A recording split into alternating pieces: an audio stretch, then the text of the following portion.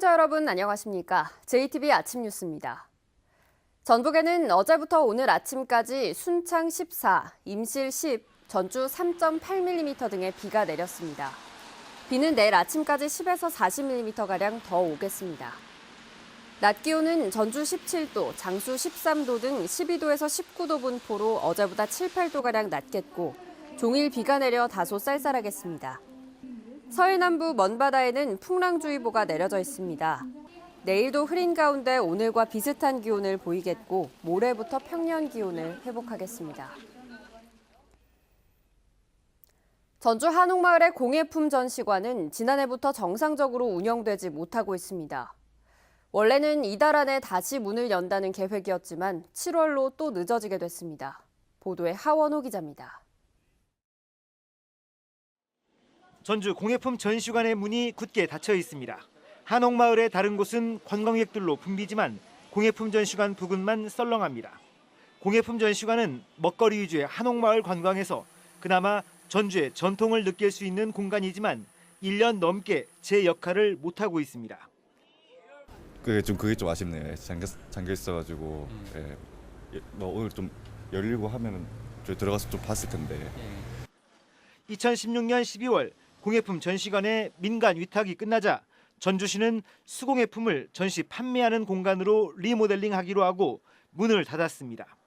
문을 닫기 전에 미리 설계를 끝냈다면 문 닫는 기간을 최소화할 수 있었지만 전주시는 문을 닫고 8개월이 지나서야 설계에 들어갔습니다. 이제 건물이 비어 있다는 것 자체가 관광객들이 왔을 때도 그리 긍정적인 그런 모습은 아닌 것 같아가지고 빨리 활용할 수 있는 방안이 나와야 될 것 같아요. 이런 점이 문제가 되자 전주시는 이달까지 공사를 끝내겠다고 했지만 설계를 보완한다며 개관을 7월로 늦췄습니다. 전문가들 자문을 거쳐서 6월 달에 시범 운영을 하고 7월 중에는 수공예 종합 플랫폼으로 구축할 예정입니다. 전주시는 공예품 전시관을 리모델링해서 한국 전통문화전당의 운영을 맡긴다는 계획이지만 전통문화의 전당 원장 자리는 지난달부터 공석이어서 향후 운영에도 차질이 우려되고 있습니다. JTB 뉴스 하원호입니다. 전라북도가 새마을회 소속 자녀들에게 해마다 1억 원에 가까운 장학금을 주고 있습니다. 특정 단체를 대상으로 한 유일한 장학금으로 이웃한 광주에서는 특혜라면서 폐지 운동이 일고 있습니다. 권대성 기자입니다. 전라북도는 올해 새마을운동 지도자의 고등학생과 대학생 자녀 67명에게 9천만 원의 장학금을 줄 계획입니다. 벌써 30년 넘게 지급돼 왔습니다. 전라북도가 특정 단체의 소속 회원 자녀에게 예산으로 장학금을 주는 건 새마을회가 유일합니다. 또한 도민 전체가 대상인 전북인재육성재단의 한 해 장학금 규모가 3억 원인 반면 14,000명인 새마을 지도자를 대상으로 1억 원 안팎을 주는 건 형평에도 맞지 않고 특혜라는 지적이 나오고 있습니다. 광주와 전남의 시민단체들은 지난해부터 새마을 장학금 폐지 운동을 벌이고 있습니다. 유신 잔재인 새마을회에 혈세로 장학금을 주는 특혜를 줄 이유가 없다는 겁니다. 광주시같이 163만 원씩 지금 현재 광주에서 운영하고 있는 어떠한 장학금 규모보다 새마을 장학금에서 지급하고 있는 이 금액을 뛰어넘는 금액이 없습니다. 전라북도는 새마을 지도자 자녀 장학금이 지역봉사에 힘쓰는 새마을회를 격려하는 최소한의 지원이라는 입장을 밝혔습니다. 하지만 공식 인터뷰에는 응하지 않았습니다. JTB 뉴스 권대성입니다.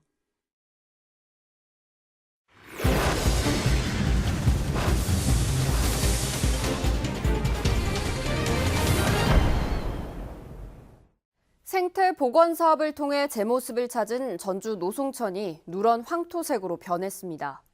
각종 이물질의 악취까지 심해 주민들이 큰 불편을 호소하고 있습니다. 주혜인 기자가 보도합니다. 전주 시내를 가로지르는 노송천이 온통 황토색으로 변했습니다. 누렇게 변한 하천에선 악취가 진동합니다. 완전히 황토색. 그야말로 진짜 똥물이 내려가고 있었어요. 냄새가 장난이 아니에요. 곳곳엔 이물질이 떠다니고 돌 표면은 녹색 이끼로 덮여 있습니다. 주민들은 지난해부터 이런 일이 있었다고 말합니다. 어떤 날은 여기가 하얘, 석회처럼. 작년에는 장마 때 막 기름 누가 흘려보는 내가 신고해서 시청에서 나왔어.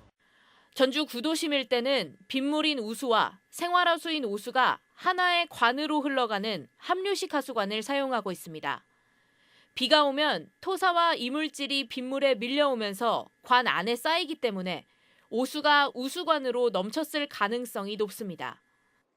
좁은 관을 통해 흐르던 오수가 비가 오면서 양이 많아지자 이곳 벽을 넘어서 하천으로 유입된 겁니다. 전주시는 2005년부터 우수와 오수관을 분리하는 사업을 진행하고 있지만 문제는 예산입니다. 저희가 그 계획은 지금 하고 계속 이제 연차적으로 추진해 나가는데 문제는 이제 그 예산이죠. 국비가 이제 얼마만큼 보조가 되느냐에 따라서 저희 사업 진도도 같이 가는 거거든요. 2035년이 돼야 우수관과 오수관 분리 사업이 끝나기 때문에 그때까지 주민들은 계속 불편을 겪을 것으로 보입니다. JTB 뉴스 주혜인입니다. 정수기처럼 물건을 사지 않고 빌려 쓰는 이른바 렌털 서비스 시장이 빠르게 커지고 있습니다. 한 번에 목돈을 들이지 않고 상대적으로 저렴한 월 사용료로 고가의 물건을 사용할 수 있다는 게 장점인데요. 이용자가 늘어나는 만큼 불만도 커지고 있습니다. 나금동 기자가 취재했습니다. 월 46,000원짜리 침대 렌털 서비스를 이용했던 김모 씨는 요즘 넉 달 넘게 채무 독촉에 시달리고 있습니다. 침대가 불편해서 40여일 만에 약정을 취소했더니 수십만 원의 위약금이 청구됐기 때문입니다. 2번 딱 썼어요. 한 번 떨어질까 하면서 불안해서 못 자겠더라니까요. 높아가지고. 난 딱 2번 자고 비닐도 안 까고 줬어요. 그랬는데 89만 원이라는 돈은 너무나 비싸다. 이런 렌털 서비스가 빠르게 커지고 있습니다. 렌탈 시장은 점점 넓어지고 있는데요. 대표적인 품목인 정수기, 비데, 안마의자뿐만 아니라 최근에는 가구와 유아용품까지도 렌탈 시장에 등장했습니다. 최근 3년 동안 전북 소비자정보센터에 접수된 관련 상담은 모두 510여 건. 이 가운데 계약 해지와 위약금 문제가 35%, 품질과 AS 문제 29.5%, 계약 불이행 사항이 14.5%였습니다. 전문가들은 섣부른 계약은 해약시 자칫 위약금 폭탄으로 되돌아올 수 있는 만큼 신중한 계약을 당부했습니다. 그 렌탈 기간에 따른 총 비용이 내가 구입하는 것보다 저렴한지 더 비싼지 이런 부분들을 좀 확인을 하시고 계약을 신중하게 하시는 게 중요할 것 같습니다. 또 장기간 렌털 서비스를 이용하는 경우 자동 인출 내역을 수시로 확인하고 서비스 기간을 놓치지 않도록 꼼꼼히 챙겨야 한다고 조언합니다. JTB 뉴스 나금동입니다. 지리산 자락이 철쭉으로 붉게 물들기 시작했습니다. 국내 최고 철쭉 명소인 지리산 바래봉에서는 철쭉제가 시작됐습니다. 시군 소식 오정현 기자입니다. 제24회 지리산 운봉 바래봉 철쭉제가 다음 달 20일까지 바래봉 기슭과 허브밸리 일대에서 열립니다. 해마다 이맘때면 붉은 옷으로 갈아입는 바래봉은 전국 제1의 철쭉 명소로 꼽히고 있습니다. 주말마다 다양한 공연이 펼쳐지고 농특산물과 먹거리 장터도 운영됩니다. 운봉 바래봉 철쭉은 고지대뿐만 아니고 일교차가 분명해서 색상도 좋고 또 군락지가 잘 형성되어 있습니다. 연분홍빛으로 물든 임실 옥정호 호수공원이 상춘객들의 발길을 유혹하고 있습니다. 임실군은 2014년 우남 면소재지 이주단지를 조성한 뒤 약 2km 구간에 걸쳐 꽃잔디를 심었습니다. 옥정호 순환도로는 한국관광공사가 선정한 아름다운 도로 100선에 꼽히기도 했습니다. 완주군은 체육교육을 활성화하기 위해 전주교육대학교와 업무협약을 맺었습니다. 두 기관은 체육문화 발전을 위해 함께 관련 사업을 추진하고 예비교사의 체육교육 프로그램도 운영하기로 했습니다. JTB 뉴스 오정현입니다. 한국잼이 오늘 오후 이사회를 열어 법정관리 신청 여부를 결정할 예정인 가운데 노사가 협상을 재개했습니다.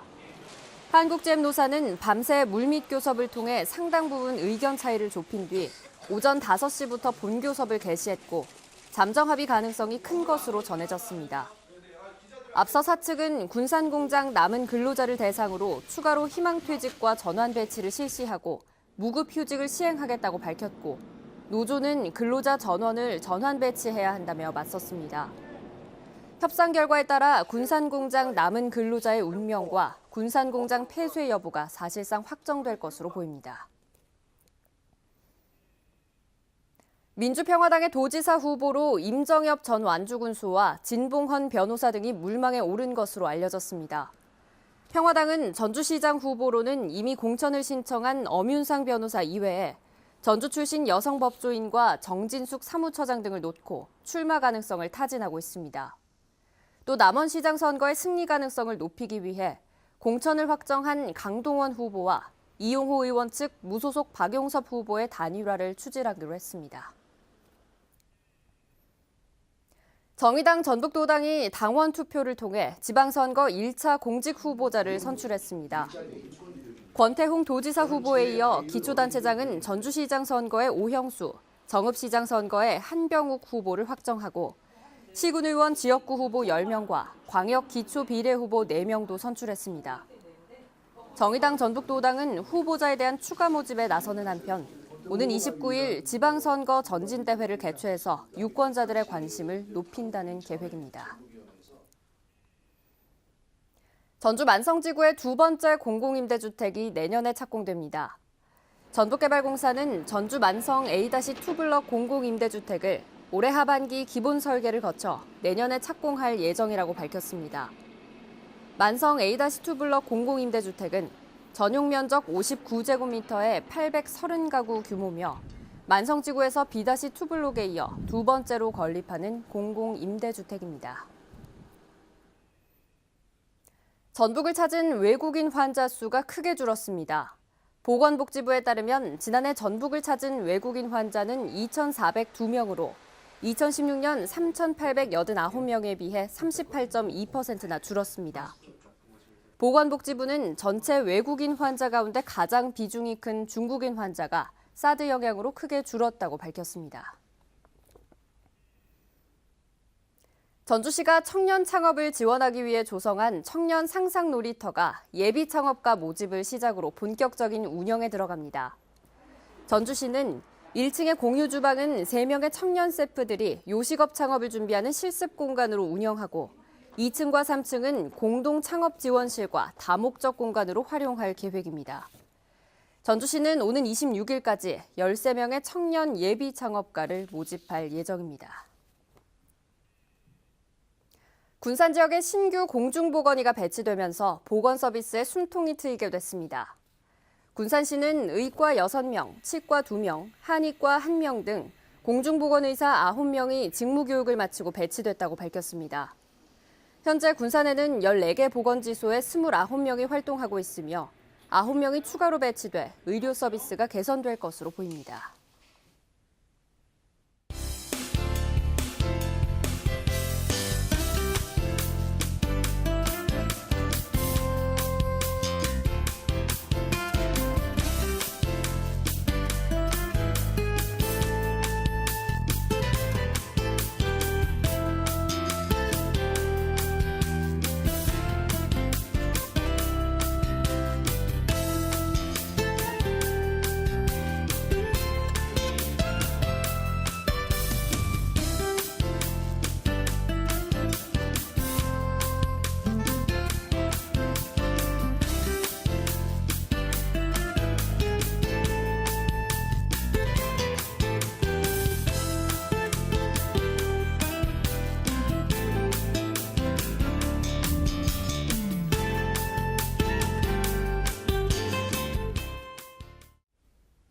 JTB 아침 뉴스를 마칩니다. 함께해 주신 여러분 고맙습니다.